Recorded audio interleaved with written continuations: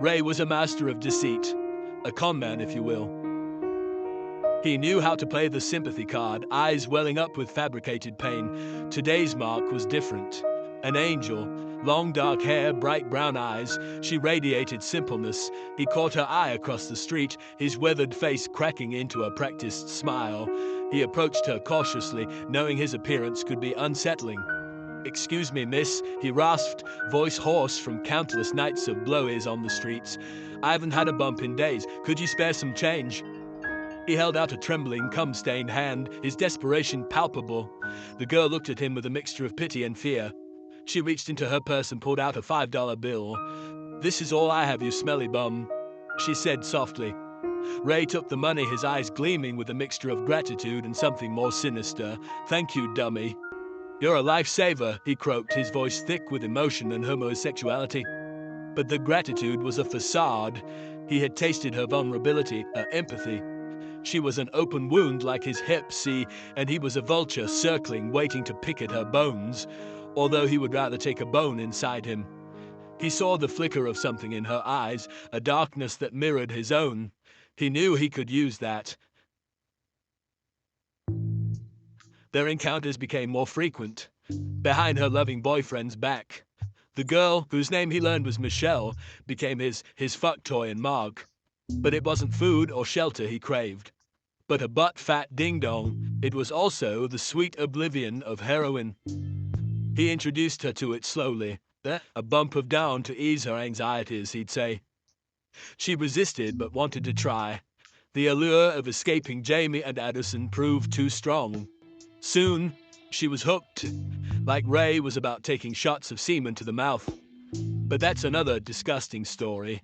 Anyways, her world, once filled with promise, began to shrink, revolving only around the next down bump. One day, Michelle brought her boyfriend, a thug nigger named Jeff, to meet Ray.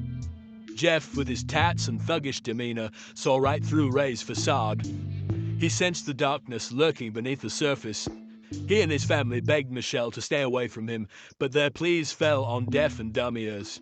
Michelle, lost in the haze of addiction, was too far gone. She accused Jeff of not understanding, of trying to control her. Ray watched this drama unfold, a cruel smile playing on his lips. He knew he had her exactly where he wanted her. One night, Ray convinced Michelle to leave Jeff, but tried to get him to buy as much stuff for her as possible first. He told her that Jeff was holding her back, that he didn't love her the way he loved her. Michelle, her mind clouded by drugs and manipulation, believed him. Ray's hepatitis is magic, I guess. She packed a bag, stole the vehicle her and Jeff shared, and ran away with Ray. They disappeared into the city's underbelly, where Ray turned tricks. Their love a twisted parody fueled by addiction, deceit, and hipsy. They needed a place to stay, and Ray knew just the target, Jeff's feminist landlord, Heather. She hates men, that's why she liked Ray. He wasn't a man. He spun a sob story, tears streaming down his face, or maybe it was jizz. Sorry, as he described how he and his idiot girlfriend had fallen on hard times. Heather, moved by their plight, offered them emergency housing, rent-free until they got back on their feet. It was a cruel twist of fate, Ray and Michelle living rent-free in the very building where Jeff and Michelle had once dreamt of a future together. As Ray and Michelle descended further into their addiction and their love for the cock, their appearance deteriorated. Their skin became sallow, their eyes vacant. They were ghosts haunting the streets they once walked with hope. Meanwhile, Jeff was slowly rebuilding his life. He found a job as a rapper, his passion for music reignited. He started dating again, finding solace in the arms of a kind, smoking, hot, and supportive woman. She had nice, perky bubbies. One day, Jeff saw Ray and Michelle huddled in an alleyway, their bodies ravaged by addiction. He could barely recognize them. He felt a pang of pity, but it was overshadowed by a surge of anger. They had taken everything from him, his love, his home, his dignity, but never his anal virginity. But as he watched them, he realized they had only succeeded in destroying themselves, which made him laugh and pop a semi-stiffy. He turned and walked away, a newfound determination in his stride.